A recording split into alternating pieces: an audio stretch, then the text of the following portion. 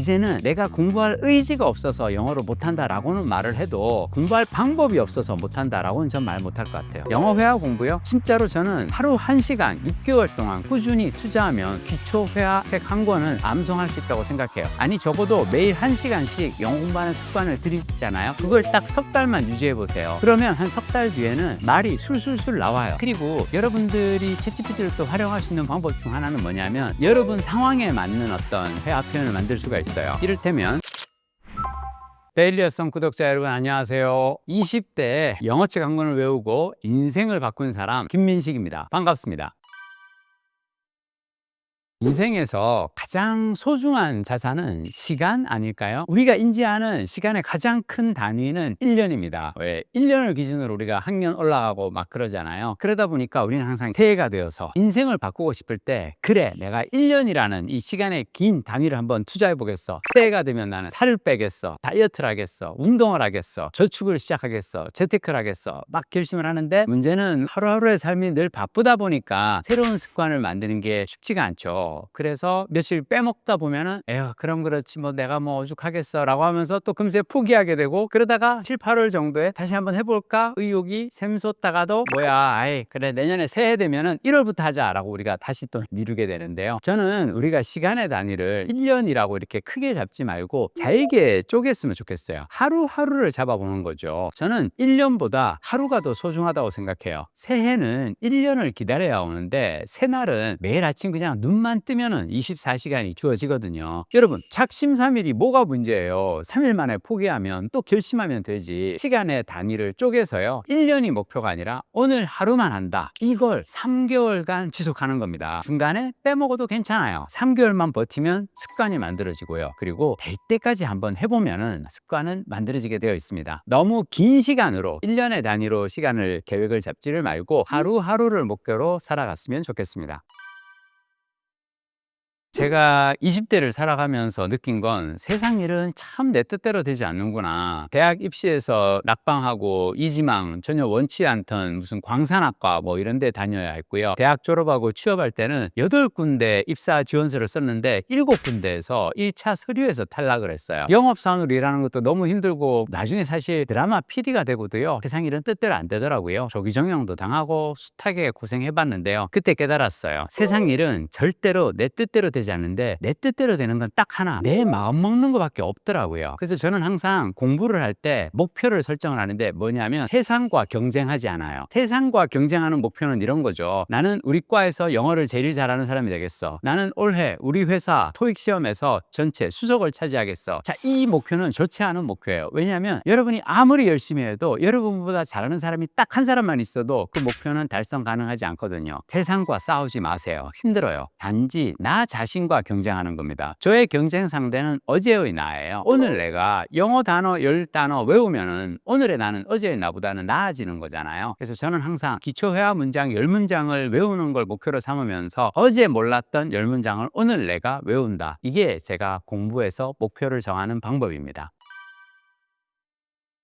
우리가 영어를 어렵다고 느끼는 이유가 있어요. 우리는 어려서부터 영어를 시험으로 공부를 하잖아요. 여러분 영어 시험에서 고득점 받으려면요 일단 단어를 어렵게 외워야 돼요. 보캐블러리 22,000, 33,000 막 이런 평소에 잘 쓰지 않는 어려운 단어를 외워서 문법은요 또 정확해야 돼요. 전치사 헷갈려도 틀리고 정관사 부정관사 헷갈려도 틀리거든요. 그래서 우리는 정확한 문법을 알아야 했죠. 문제는 이렇게 공부를 하다 보니까 막상 영어로 말을 할 때 어려운 단어를 떠올리고 복잡한 문법에 따라서 정확하게 표현을 하려다 보니 자신감이 떨어지거든요. 그래서 영어를 술술 할 수 있는 비결은 뭐냐면 자주 쓰이는 기초 회화 문장을 통으로 외워버리는 건데요. 저는 하루 10문장 외우는 걸 목표로 삼고요. 매일 꾸준히 자투리 시간마다 소리내어서 문장을 암송을 합니다. 그러면 누구나 다 영어 회화는 잘할 수가 있어요.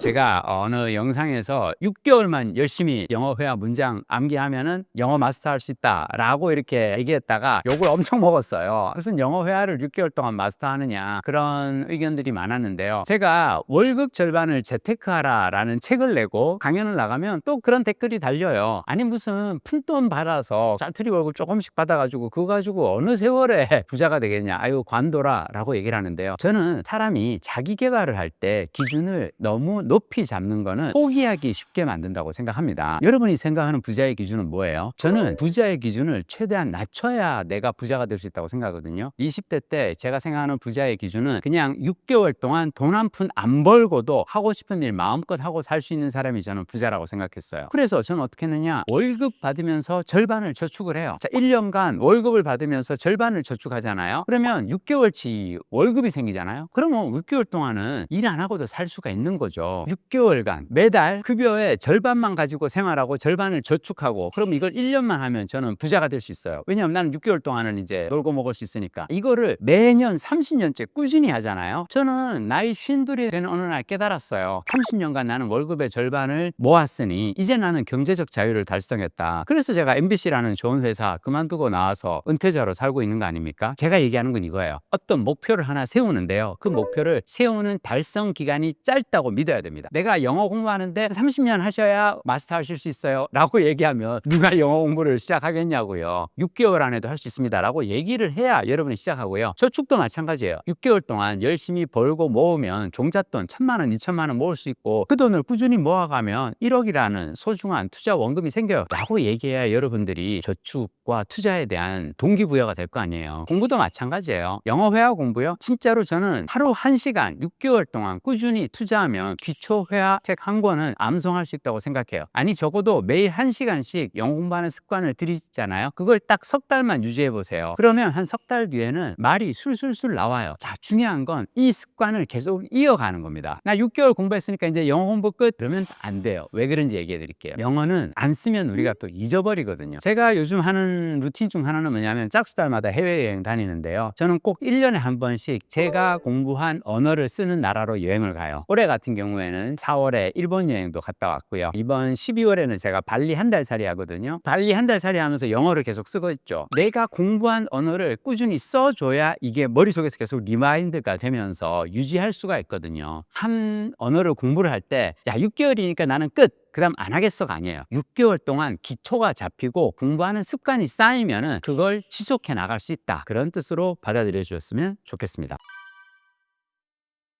제가 이 책을 2017년 1월에 냈는데요, 나오자마자 교보문고 실시간 베스트셀러 2위에 올라갔어요. 당시 1월에 이 책이 나오자마자 베스트셀러를 차지한 건 사람들이 다들 새해에 그래 나도 이제 영어 공부 한번 해볼까 라고 해서 도서관에 갔더니 마침 영어 공부를 쉽게 할 수 있는 방법을 알려주는 책이 있어서 많은 분들의 사랑을 받지 않았나 생각을 해봅니다. 근데 제가 이번에는 이 책 영어치한권 회화반이 뉴 에디션을 11월에 냈어요. 왜 그런지 알아요? 사람들이 1월에 마음 먹고 공부하려고 책까지는 읽었는데 그 다음에 회화 교재를 사야 되고 회화를 암송을 해야 되고 어떤 책을 사야 되나, 내 수준에 맞는 회화 교재는 뭘까 뒤지다 보니까 또 흐지부지 되는 경우가 많더라고요. 저는 미리 11월에 낸 이유는 이 책을 미리 읽어보시고 1월 달부터 이 책에 나오는 부록이 있어요. 우리가 이것만 외우면 말문이 트이는 대화, 그래서 제가 예제로 회화 예문을 30과를 적어놨고요. 길묻기라든지 다양한 회화 상황을 다 적어놨어요. 그래서 뭐 면세점에서 처음 학원에 가서 자기소개하는 것부터 시작해서 책에 예문을 적어놨습니다. 제가 왜 이 책을 이제 여러분들께 말씀을 드리냐면, 영어 공부를 할 때 회화를 어떻게 암송하는가 방법에 대해서 소개한 부분을 읽고 그 방법에 따라서 한 3개월 정도 매일 하루 30분씩 소리내어서 암송을 해보세요. 하루에 10문장을 외우는 걸 목표로 삼고 중간에 한 2, 3일 못해도 괜찮아요. 여러분 만약 한 7과까지 외웠는데 8과 외우려다가 바쁜 일이 있어서 한 2, 3일 동안 공부를 못했어, 에이 접자 라고 하지 마시고, 새로운 진도가 안 나갈 때는 내가 전에까지 외운 것을 그냥 복습만 하면서 유지를 해도 됩니다. 자, 그렇게 해서 석 달 동안 이 책 부록을 외우고, 다 외우는데 한 30분 정도 걸리거든요. 30분 정도 책을 보지 않고도 그냥 산책하면서 혼자서 술술 영어로 말할 수 있는 정도가 된다면 영어 회화의 기초는 잡은 셈이 될 겁니다.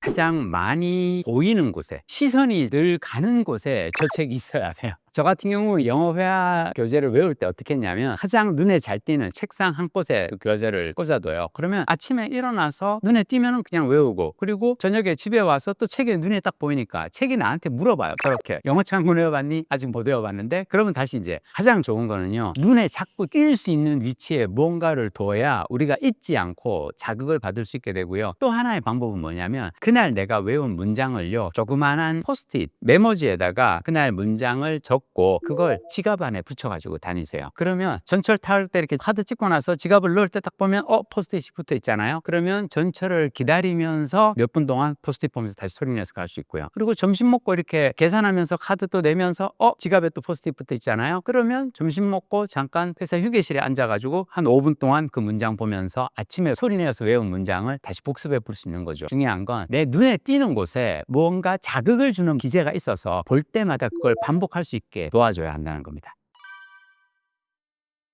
MBC PD로 일하면서 저의 꿈은 언젠가 은퇴 이후에 매년 한 권씩 책을 쓰는 작가가 되는 게 저의 꿈이었거든요. 그래서 저는 글쓰기를 루틴으로 만들고 싶었어요. 그래서 매일 한 편씩 블로그에 글을 올리는 걸 목표로 삼았는데 문제는 뭐냐면 글 한 편씩 쓰는 게 쉽지가 않잖아요. 전 그럴 때마다 뭘 하냐면 책을 읽었어요. 글쓰기에 대한 책, 대통령의 글쓰기, 회장님의 글쓰기, 강원국의 글쓰기, 유혹하는 글쓰기, 온갖 글쓰기에 대한 책을 읽으면서 동기부여를 받고 자극을 얻는 거죠. 저는 여러분도 그랬으면 좋겠어요. 작심삼일 마음을 먹은 건 언제 먹는 줄 알아요? 내가 유튜브 영상을 보거나 책을 읽고 나서 마음을 먹거든요. 근데 안 보고 생활을 하다 보면 까먹게 돼요. 그럴 때는 다시 유튜브 영상을 보거나 관련 영상을 이어서 보거나 책을 읽으면서 내 마음을 다잡을 수 있는 계기로 삼았으면 좋겠습니다. 이게 즐거워야 해요. 괴로우면 하지 마세요. 저는 영어 공부를 가급적이면 즐겁게 즐길 수 있도록 할 수 있는 방법을 우리가 찾아야 한다고 생각하거든요. 부록을 회화 예문을 만들 때 제가 했던 것 중 하나 뭐냐면 재미난 상황을 만들어서 실제로 성우와 대화를 나누듯이 즐겁게 그냥 내가 영어로 이야기를 나누고 있어, 약간 이런 느낌을 줄 수 있게끔 상황을 만들어 봤어요. 만약 여러분이 공부를 하는데 힘들고 괴롭기만 하잖아요. 그러면 공부는 좀 쉬어도 됩니다. 여러분 삶에 더 중요한 일이 있기 때문에 그런 거예요. 그게 회사의 업무이거나 가정에서의 일이거나 그럴 때는 영어 공부는 조금 미뤄둬도 되고요. 즐거울 때 해야 실력이 더 쉽게 늘고요. 괴로울 때 하는 건 별로 실력 향상에 도움이 안 되는 것 같고 오히려 시간도 죽이고 체력도 갉아먹게 될 수 있어요. 가급적 즐기면서 하셨으면 좋겠습니다. 챗GPT는요, 저는 영어 회화 중급자 이상에게 더 큰 도움이 될 거라고 생각합니다. 일단은 이 책에 나오는 영어 장문회반이 뉴 에디션 끝에 실어놓은 부록을 한 3개월 동안 문장을 외워서 입에 영어 구조가 붙고 나면 그 다음에 챗GPT를 활용하시면 조금 더 쉬울 거예요. 왜냐하면 챗GPT는 나의 개인 독선생처럼 회화 연습 상대거든요. 근데요, 여러분, 내가 탁구를 처음에 배러 갔는데 전혀 이걸 칠 줄 모르는 상태에서 잘 치는 고수하고 치면 별 도움 안 돼요. 그럴 때는 오히려 벽 보고 혼자서 자세 잡고 기계로 이렇게 주거니 받거니 하는 자세를 만들고 레슨을 하고 난 다음에 시합을 하거나 재미로 대결을 해야지 늘거든요. 마찬가지예요. 기초를 한 상태에서 챗GPT를 활용하시면 훨씬 더 영어 회화의 수준이 빠르게 올라가면서도 또 즐거워질 겁니다. 공부가. 챗GPT 앱을 깔고요. 여기 입력란에 보면 마이크 표시 있잖아요. 저는 주로 말로 이렇게 많이 해보거든요. 수업 시간에 써먹을 수 있는 좋은 영어 회화 표현 알려주세요. 이를테면 당신의 취미는 무엇인가요? 를 다양한 영어 회화 표현으로 알려주세요. 이렇게 물으면 챗GPT가 답을 합니다. 소리내어 읽기 기능이 있어요. 아래는 수업 시간에 바로 써먹기 좋은 영어 회화 표현들이에요. 특히 당신의 취미는 무엇인가요? 를 다양한 방식으로 물어보는 표현을 중심으로 자연스러운 원어민 스타일로 이렇게 알려주거든요. 근데 중요한 건 당신의 취미는 무엇인가요? 기본 표현 What's your hobby? What are your hobbies? 좀 더 자연스럽고 원어민이 자주 쓰는 표현. 중요한 건 이가 읽어줘요. 소리 내어서 챗GPT가 읽어줄 때 한 번 듣고 포즈를 누르고 따라해 보세요. What do you like to do in your free time? What do you like to do in your free time? What do you usually do for fun? What do you usually do for fun? How do you spend your weekend? How do you spend your weekend? 자, 중요한 건 이거예요. 챗GPT를 회화 선생님이라고 생각하고 한 문장 한 문장 할 때마다 반복해서 따라 보는 거고요. 그리고 여러분들이 챗GPT를 또 활용할 수 있는 방법 중 하나는 뭐냐면 여러분 상황에 맞는 어떤 회화 표현을 만들 수가 있어요. 이를테면 나는 가정주부인데요. 요리하는 걸 좋아해요. 를 영어로 바꿔주세요. 라고 하잖아요. 그러면 이제 또 챗GPT가 답을 일깨워줘요. 아래처럼 자연스럽게 표현할 수 있어요. 기본 표현 I'm a homemaker and I enjoy cooking. 조금 더 자연스럽고 부드럽게 I'm a homemaker. and I love cooking. I'm a homemaker and I love cooking이라고 하잖아요. 근데 저는 몇 가지 이렇게 프롬프트를 주다가 살짝 의아했던 게 나는 가정주부라고 했는데 하우스와이프가 아니고 왜 홈메이커라고 하지? 라고 하는 거예요. 그래서 자 이럴 때는 여러분 선생님한테 자꾸 물어봐야 돼요. 가정주부라고 자기소개할 때는 I'm a housewife라고 하지 왜 홈메이커라고 하나요? 제가 다시 물어봤어요. 표현은 비슷해 보이지만 뉘앙스와 시대적 느낌이 꽤 다릅니다. 아래 정리 보시면 한눈에 이해되실 거예요. homemaker, 가장 중립적이고 현대적인 표현, 성 역할을 강조하지 않은 뭐냐면 우리가 쓰는 하우스와이프는 여성에게 국한된 거죠. 그리고 옛날에 우리 왜 아내, 배우자를 집사람이라고 불렀잖아요. 그런 것처럼 하우스와이프는 왠지 여성에게만 국한돼 있는데 홈메이커는 남자도 집안일 하는 사람, 남자 가정주부도 있잖아요. 그러니까 약간 이런 식으로 이제는 하우스와이프에서 홈메이커로 바뀐 거예요. 저 사실 이번에 챗GPT랑 얘기를 해보고 나서 깨달았어요. 예전에는 저는 하우스와이프라고만 배웠거든요. 자, 그래서 이런 식으로 여러분들이 나의 상황에 맞게 내가 필요로 하는 표현을 챗GPT에게 물어보고 내가 생각한 거하고 다르면 타이가 뭐야? 라고 물어보면 또 친절하게 설명을 해줘요. 그래서 저는 챗GPT는 이제는 최고의 원어민 회화 선생님이라고 생각하고요. 잘 활용해 보셨으면 좋겠습니다.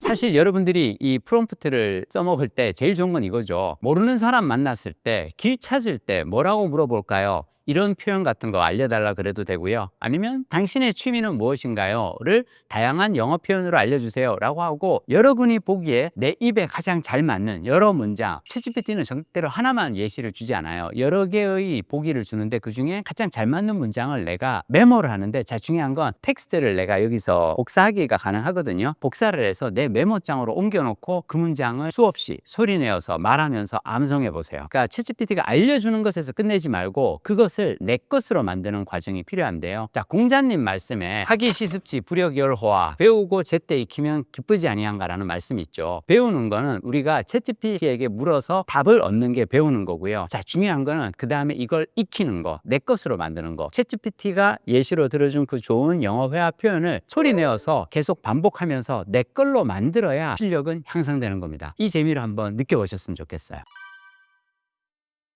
강남 영어학원과 챗GPT를 굳이 비교를 하자면 저는 강남에 있는 극장과 넷플릭스라고 생각해요. 내가 영화를 보기 위해서 전에는 극장에 가서 학원에 가서 원어민 회화 선생님이 정한 시간, 하루에 딱 1시간이면 1시간, 2시간이면 2시간, 그때 내가 못 가면은 그날은 결석 처리돼요. 자, 그때만 해도 내가 옛날에는 왜 보고 싶은 영화가 있으면 그 영화가 개봉된 기간에 극장에 가서 상영 시간에 맞춰서 영화를 봐야 했잖아요. 넷플릭스가 있으니까 이제 어때요? 스마트폰 가지고 언제든지 내가 보고 싶은 영화를 어디서나 전철 안에서든 집에서든 볼 수가 있잖아요. 그런 거예요. 이제는 챗GPT를 회화 상대로 여러분들이 활용하면 굳이 학원 스케줄에 학원 위치에 구애받지 않고도 언제 어디서나 공부할 수 있다. 그래서 이거는 정말로 기술의 새로운 혁신이라고 생각하고요. 영어 공부는 정말 편해졌다고 생각해요. 이제는 내가 공부할 의지가 없어서 영어를 못한다라고는 말을 해도 공부할 방법이 없어서 못한다라고는 전 말 못할 것 같아요. 집에 돈이 없어서 저는 영어 공부 못했어요. 이런 말은 정말 비겁한 변명이 될 겁니다. 20만 독자가 선택한 베스트셀러의 귀환이라고 하는데 이 책을 이전에 읽으셨던 20만 독자분들께는 아니 뭐야 왜 또 새롭게 냈어 라고 가실 수 있겠는데 사실 그 전에 책을 내고 나서 많은 분들이 누구나 다 쉽게 회화, 문장, 암송을 경험할 수 있는 그런 예제가 있었으면 좋겠다라고 다들 얘기를 해주셔서 책에 한 4분의 1 정도는 영어 부록을 넣었고요. 여기다가 성우 녹음까지 다 넣었어요. 그래서 그 녹음도 최대한 쉽게 따라서 즐겁게 회화를 연습할 수 있는 여러 상황을 가지고 만들어 봤으니까요. 가급적 2026년 한 해 영어 공부의 즐거움을 맛보실 수 있는 계기를 이 책을 통해서 만나셨으면 좋겠습니다. 고맙습니다.